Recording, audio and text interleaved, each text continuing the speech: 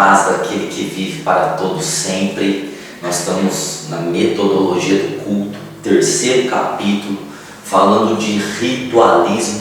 Nós passamos uma pincelada já no outro vídeo a respeito do ritualismo. Hoje eu quero falar um pouco a respeito do formalismo. Formalismo são formas que nós criamos e colocamos Deus dentro dessas formas. É como se nós colocássemos Deus dentro da caixinha e definíssemos, limitássemos Deus. Nós queremos fazer as formas e pensamos assim: Deus só age desse jeito aqui. Se for fora dessa fórmula, Deus não age. Ora, só existe uma maneira, uma forma de Deus agir em todas as áreas, que é pela fé. Sem fé é impossível agradar a Deus. E Jesus veio e, dissipou completamente todos os entendimentos que haviam antes a respeito de formas. Os fariseus ungiam a barba, os fariseus andavam com vestes longas, os fariseus tomavam vários banhos por dia, tinham tranças no cabelo, era um ritualismo, oravam em praças públicas. Eles acreditavam que Deus agiria através deles pelo formalismo que eles tinham. Eles achavam que colocavam Deus naquela caixinha. Então vem Jesus, ele gospe, ele no pó faz barro, coloca nos olhos de um cego e manda se lavar num tanque, quebrando completamente qualquer formalismo, qualquer maneira de achar que Deus está preso a um sistema, Deus está preso a uma fórmula, Deus já está preso a uma maneira de agir. Não, Deus ele é livre. Mas quando a gente coloca na cabeça e coloca o formalismo no culto ou na nossa vida, então nós queremos colocar Deus dentro da caixinha. Então não é Deus que decide, mas são as nossas fórmulas que definem o que vai acontecer. Isso significa entender que formalizar consiste em executar o culto à risca conforme as regras. Assim sendo, o culto se transforma numa cerimônia. O nosso culto do Novo Testamento, ele não é cerimonial, mas ele é espírito, ele é vida, ele é verdade. Já não somos mais cerimonialistas, nós somos o espírito, nós adoramos a Deus em espírito e em verdade.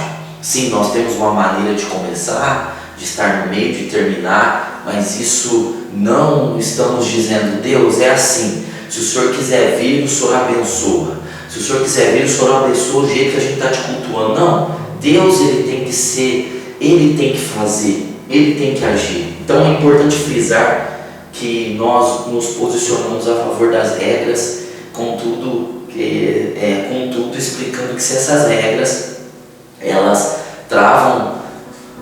tentam travar o que Deus quer fazer, então essas regras não servem para nada, porque essas regras são apenas coisas humanas. Então, via de regra, o formalismo ele é vazio, sem vida, sem direção de Deus. Geralmente o culto se torna uma cerimônia que é executada ali como qualquer outra. Não falando mal daqueles que são católicos, mas eles participam da missa, e missa é um sacrifício. A palavra missa significa sacrifício, e veja que é um ritualismo intenso de palavras repetidas, são coisas assim que elas nunca vai mudar, porque fez a fórmula e Deus que entre nessa fórmula. É Deus que se vire para entrar na fórmula que os homens criaram. Não. Então, há uma coisa que nós devemos prezar grandemente, que é a nossa liberdade espiritual. Nós não podemos permitir que qualquer tipo de ritualismo ou formalismo se torne uma ameaça à nossa liberdade de adoração, de culto, de serviço a Deus. Aliás, o ritualismo não é algo que agrada a Deus. Então nós vamos falar um pouco desse ritualismo que não agrada a Deus.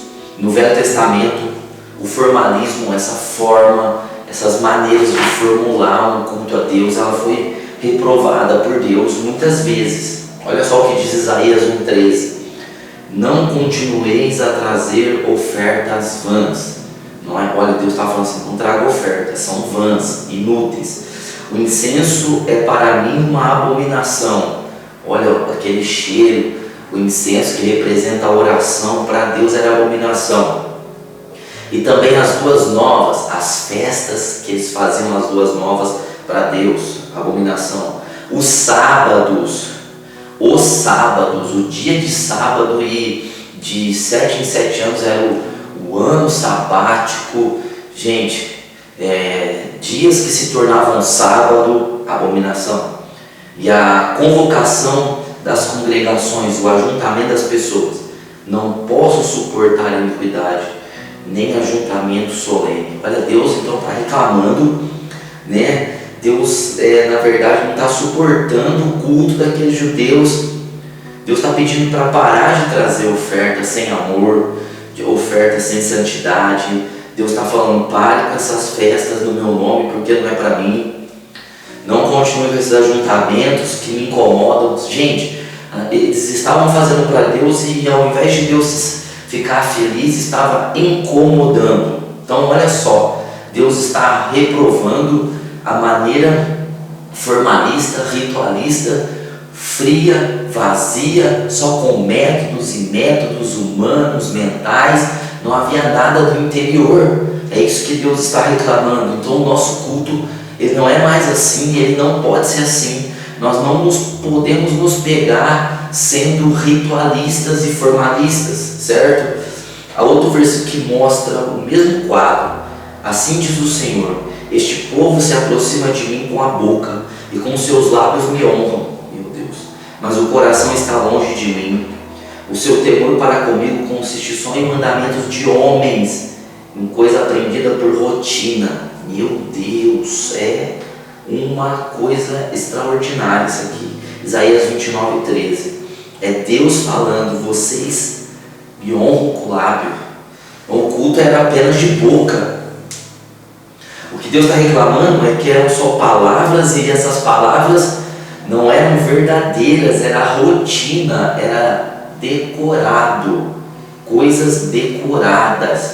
Você entende? Pessoas que decoraram, e elas não têm algo novo nunca, porque elas estão sempre com aquilo que elas decoraram. Rotina, são palavras, e Deus está dizendo, são coisas que saem da boca para fora. Tem declarações vazias e frias, ritualismo. Eu te amo Deus, mas é porque aprendeu com rotina. Eu te adoro, é rotina. É isso que Deus está falando, da forma ser vazia, não ter a vida em si. Era uma honra só de lábios.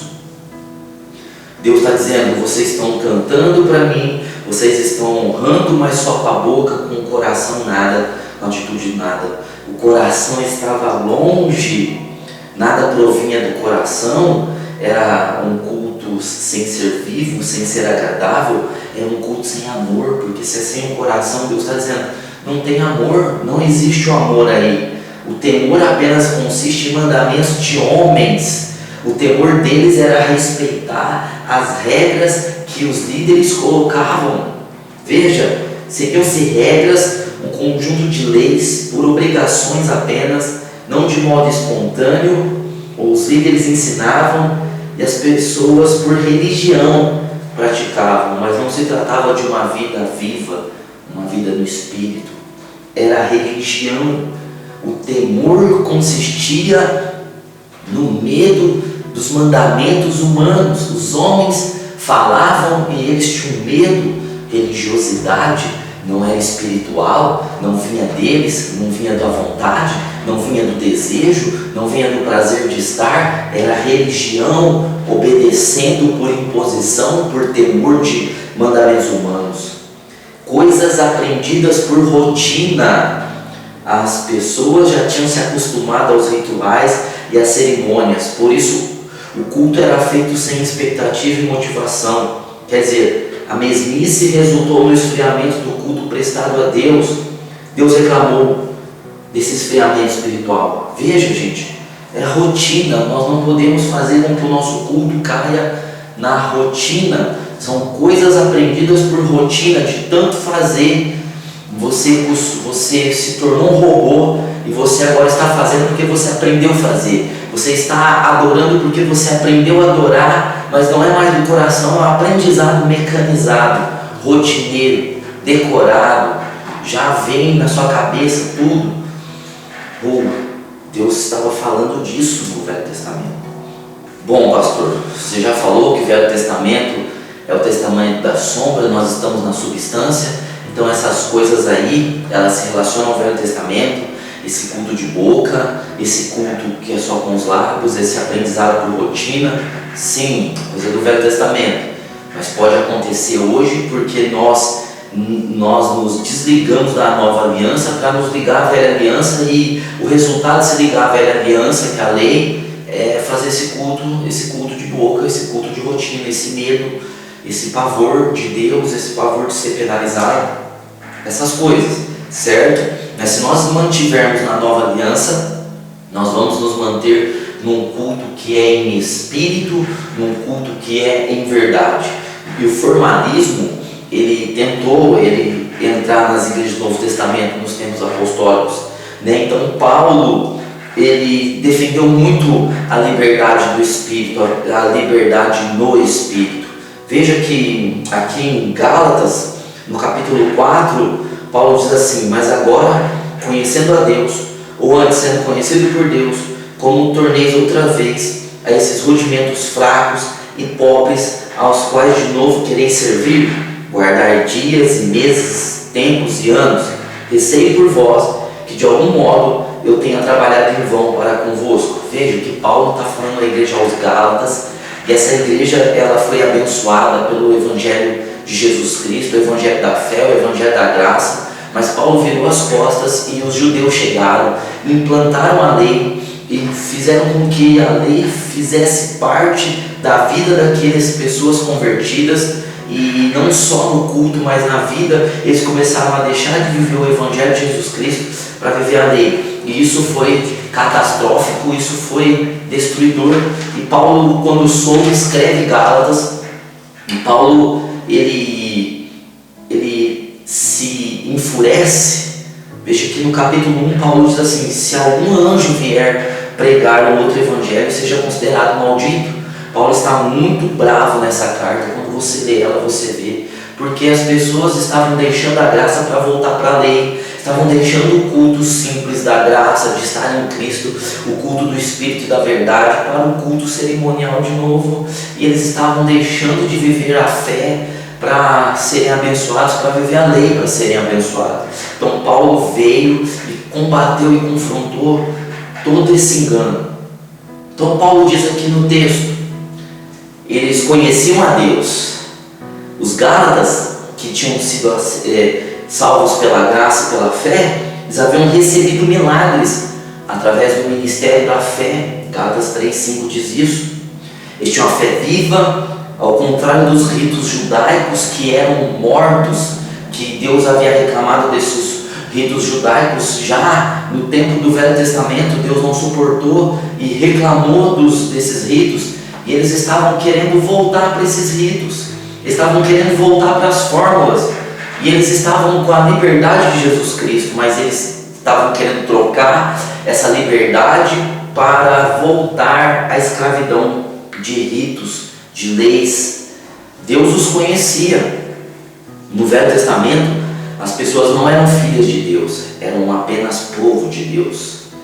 Não haviam nascido de novo, apenas viviam na sombra das verdades do tempo da graça. No Novo Testamento, no entanto, Deus conhece as pessoas. Elas recebem o poder de serem feitas filhas de Deus. João 1,12. Através do sangue de Jesus nascem de novo. João 3:1-8. E por isso Deus as conhece, ou seja, o Espírito Santo não está mais sobre, mas está dentro. Então Deus conhece, Deus está nos remidos. Deus não só está por fora dos remidos, protegendo do lado, na frente, do outro lado, atrás. Deus não está nos lados, nem na frente, nem atrás. Em nós, Deus está junto conosco, certo? Deus conhece. E mesmo eles sendo conhecidos de Deus e eles conhecendo a Deus pela graça, eles estavam sendo manipulados para voltar ao culto judeu, às práticas dos judeus, às práticas de Moisés. Então Paulo chama de rudimentos fracos e pobres. Paulo diz que formalismo, Paulo diz que essa maneira de voltar a servir a Deus são rudimentos fracos e pobres. Veja, coisas fracas e pobres, nós queremos colocar Deus numa caixinha, são rudimentos fracos e pobres. Nós queremos servir a Deus pela lei, rudimentos fracos e pobres. Então Paulo estava dizendo, eles estavam querendo guardar dias, meses e anos. Os Gálatas viviam a graça, viviam a fé, haviam recebido milagres por crer que Jesus era. Eles não tinham o que fazer, eles tinham que crer que Jesus havia feito. Eles tinham recebido coisas extraordinárias. Mas aí vêm esses judeus e começam a ensinar eles a respeito de guardar dias, meses, anos, festas. Veja, guardar sábados, guardar dias, guardar essas festas do Pentecostes, guardar festas, dentre outras coisas. Ou seja, voltem de novo para a carne, voltem de novo para apontar a Cristo. Vocês estão saindo da substância para voltar a apontar para a substância. Vocês estão saindo da substância, vocês estão preferindo viver a sombra. É melhor vocês viverem a substância. Então guardar dias. Eu sei que tem cristão que guarda dias, cada um, tem um entendimento, mas Paulo está dizendo assim que são rudimentos fracos e pobres. É empobrecedor. Nós fazemos com que o nosso culto seja empobrecedor. Por isso que há igrejas que as pessoas entram e parece que não tem nada ali dentro. São pessoas que não têm expressão nenhuma. São pessoas que não têm emoção nenhuma. Elas dizem, não, mas nós não servimos a Deus pela emoção. Mas tudo o resto na vida delas, elas fazem pela emoção. Se o time delas for campeão, elas vibram com emoção. Elas não estão agindo com a razão, Se elas veem um filme mexer com elas se emocionam, mas elas vêm para a igreja, elas se tornam robôs, se tornam pessoas frias, se tornam pessoas insensíveis e falam que é em nome da fé, mas não é em nome da fé. Veja, são rudimentos pobres, porque se empobrece, fracos. Veja que a graça é forte, é rico, nós estamos em Cristo. E Paulo diz, Paulo faz a sentença final. Paulo lamenta em ter trabalhado em vão por aqueles membros da igreja. Mas precisamente ele não ignorava que onde não impera o domínio do Espírito, a tendência é o esfriamento espiritual e a morte espiritual. Então, quando o Espírito não está e os homens querem continuar sem o Espírito, então eles fazem um formalismo, eles colocam as leis, eles colocam as regras, porque o Espírito não está ali, então eles não sabem como conduzir, então eles colocam leis, regras, ordenanças e definem que Deus só pode agir se for do jeito que eles estipularam, porque o Espírito não está mais ali. Mas quando o Espírito está, quando o Espírito é o dominador do culto, dominador do ambiente, dominador das nossas vidas, então nós não carecemos de rudimentos pobres e fracos. Nós seguimos porque nós estamos na realidade, nós não estamos na sombra. Cristo não está sobre nós. Cristo não está do nosso lado direito, esquerdo, na frente ou atrás. Cristo está em nós.